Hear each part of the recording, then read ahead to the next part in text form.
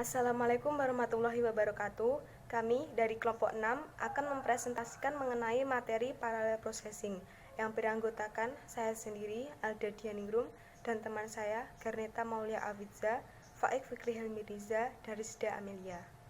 Pembahasan yang pertama yaitu definisi parallel processing, yang kedua tujuan parallel processing, yang ketiga komputasi paralel, yang keempat pemrograman atau pemrosesan paralel, yang kelima bahasa pemrograman paralel, yang keenam tujuan MPI, yang ketujuh PVM atau parallel virtual machine, yang kedelapan multiprosesor, yang kesembilan hukum Ahmad-Dahl, yang kesepuluh taksonomi Filin, yang ke-11 pengelompokan arsitektur komputer menurut Filin, yang ke-12 komputasi tunggal versus komputasi paralel. Definisi dan tujuan. Pemrosesan paralel atau parallel processing adalah penggunaan lebih dari satu CPU untuk menjalankan sebuah program secara simultan. Idealnya, parallel processing membuat program berjalan lebih cepat karena semakin banyak CPU yang digunakan. Tetapi dalam prakteknya, seringkali sulit membagi program sehingga dapat dieksekusi oleh CPU yang berbeda-beda tanpa berkaitan di antaranya. Tujuan utama dari pemrosesan paralel adalah untuk meningkatkan performa komputasi. Semakin banyak hal yang bisa dilakukan secara bersamaan atau dalam waktu yang sama, semakin banyak pekerjaan yang bisa diselesaikan. Komputasi paralel. Komputasi paralel adalah salah satu teknik melakukan komputasi secara bersamaan dengan memanfaatkan beberapa komputer secara bersamaan.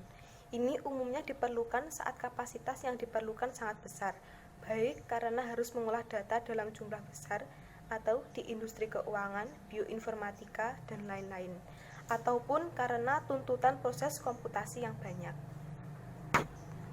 Pemrograman atau pemrosesan paralel yaitu suatu teknik pemrograman komputer yang memungkinkan eksekusi perintah atau operasi secara bersamaan, baik dalam komputer dengan satu prosesor tunggal ataupun banyak komputer dengan prosesor ganda dengan mesin paralel CPU.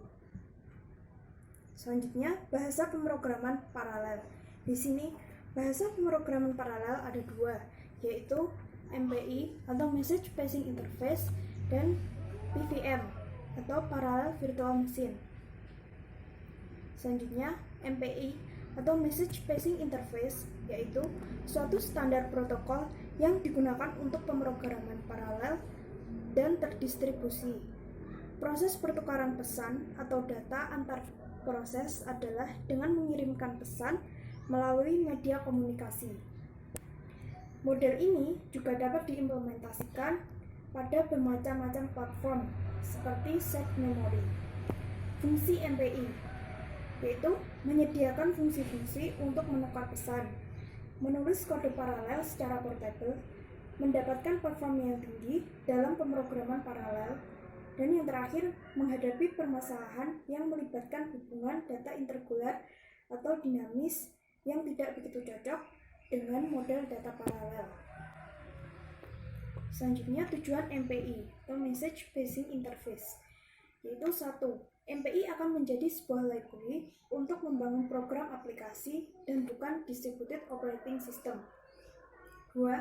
MPI akan mendukung thread safe yang penting dalam simetrik multiprosesor pada lingkungan jaringan komputer yang heterogen. 3. MPI akan mampu untuk mendeliver high performance computing. 4. MPI akan bersifat modular untuk mengakselerasi development pustaka paralel yang portable. 5. MPI akan bersifat extensible sehingga dapat terus dikembangkan dan memenuhi kebutuhan komputasi masa akan datang. 6. MPI akan mendukung heterogeneous komputasi. Dan yang terakhir, MPI akan memiliki symmetric behavior sehingga dapat menghindari beberapa permasalahan kritis seperti phase transition, deadlock, dan sebagainya. Selanjutnya yaitu masih dalam pembahasan bahasa computing paralel. Jadi yang kedua yaitu PVM atau kepanjangannya Parallel Virtual Machine, yang mana merupakan paket software yang mendukung pengiriman pesan antar komputer. PVM ini sendiri juga memiliki komponen yang menyusunnya, yaitu PVM Diamond, dan PVM Libraries. Ya, selanjutnya yaitu multiprosesor, yang mana pengertian dari multiprosesor tersebut adalah sistem komputer dengan 2 atau lebih CPU identik. Nah, jika di logika, jika suatu komputer memiliki 2 CPU atau lebih, itu memiliki performa yang sangat maksimal. Peningkatan performa terjadi pada peningkatan proses, peningkatan kinerja, dan sebagainya.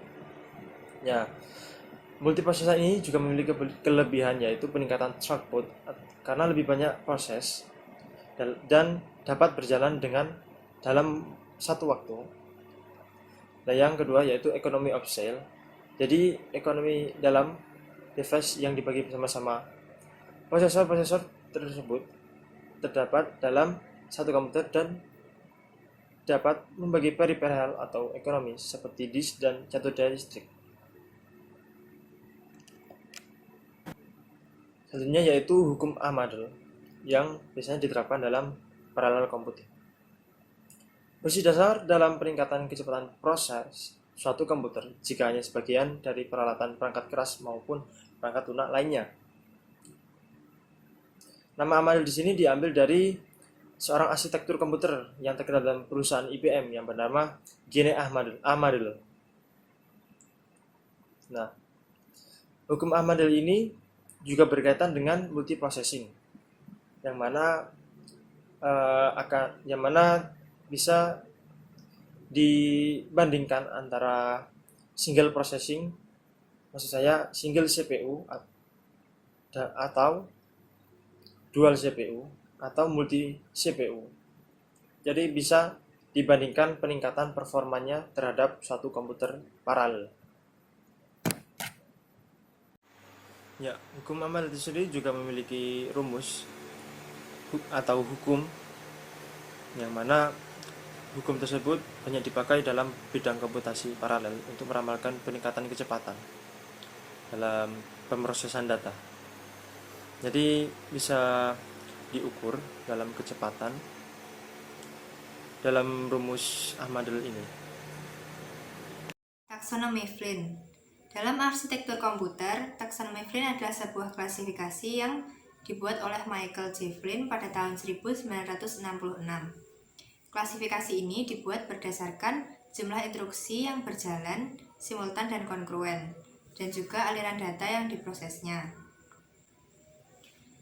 Pengelompokan arsitektur komputer menurut Flynn yang pertama adalah SISD, Single Instruction, Single Data. Komputer ini memiliki hanya satu prosesor dan satu instruksi yang dieksekusi secara serial. Komputer ini adalah tipe komputer konvensional.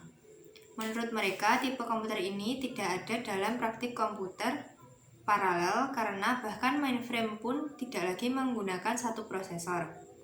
Klasifikasi ini sekedar untuk melengkapi definisi komputer paralel. Yang kedua adalah SIMD, Single Instruction Multiple Data. Komputer ini memiliki lebih dari satu prosesor, tetapi hanya mengeksekusi satu instruksi secara paralel pada data yang berbeda pada level lockstep. Komputer vektor adalah salah satu komputer paralel yang menggunakan arsitektur ini. Yang ketiga adalah MISD, Multiple Instruction Single Data. Teorinya, komputer ini memiliki satu prosesor yang mengeksekusi beberapa instruksi secara paralel, tetapi praktiknya tidak ada komputer yang dibangun dengan arsitektur ini karena sistemnya tidak mudah untuk dipahami. Yang keempat adalah MIMD, Multiple Instruction Multiple Data. Komputer ini memiliki lebih dari satu prosesor dan mengeksekusi lebih dari satu instruksi secara paralel. Tipe komputer ini yang paling banyak digunakan untuk membangun komputer paralel. Bahkan banyak superkomputer yang menerapkan arsitektur ini. Perbedaan komputasi tunggal dan komputasi paralel. Dari perbedaan kedua gambar di atas, kita dapat menyimpulkan bahwa kinerja komputasi paralel lebih efektif dan menghemat waktu untuk pemrosesan data yang banyak daripada komputasi tunggal, serta dapat menyelesaikan beberapa problem hanya dalam satu waktu.